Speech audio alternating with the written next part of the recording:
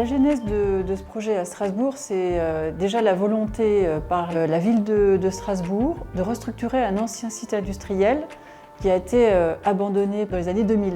Donc il s'agissait d'en faire un nouveau quartier de vie, non loin du centre de Strasbourg.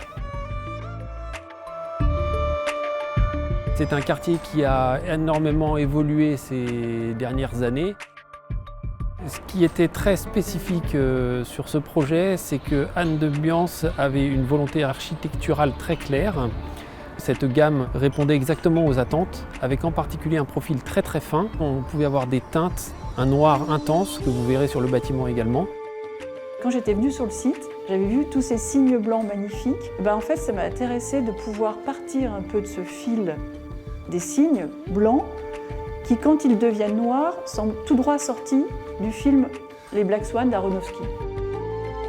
Il y a deux signes qui sont avec une texture bleue dans leur clos couvert et le troisième a une texture rouge. J'ai préféré d'avoir quelque chose d'assez homogène avec juste cette variation de couleur qui permet de donner une petite touche artistique et esthétique. Alors, il y a un premier critère qui est environnemental, on va dire, il faut être parfaitement isolé sur le plan thermique.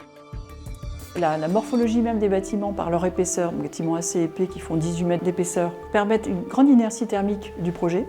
L'isolation est par l'extérieur avec un bardage métallique qui vient faire la finition du clos couvert. Les ouvertures paraissent relativement similaires de l'extérieur, c'était un objectif important et ça permet de donner une modularité au bâtiment.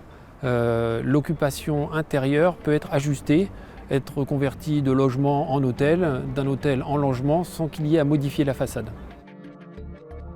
Bureau, logement, hôtel de luxe, résidence étudiant, en réalité, c'est pas si différent que ça en termes de besoins.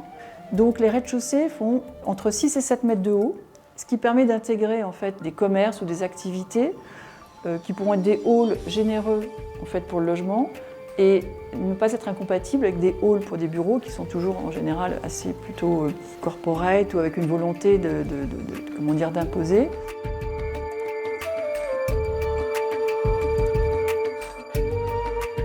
La façade, c'est finalement un petit peu la signature de l'architecte. C'est la partie qui se voit d'un bâtiment. Donc les architectes attachent beaucoup d'importance à la façade et nos équipes de Blunzer sont très attachées à ça et quand ils réalisent un projet, à la fin, ils ont participé à cette signature de l'architecte et c'est donc évidemment un élément de motivation. Chaque projet est une nouveauté technique qu'on doit développer et c'est une aventure humaine aussi parce qu'un projet ne se fait jamais totalement facilement du début à la fin et donc c'est une aventure du début jusqu'au dernier jour.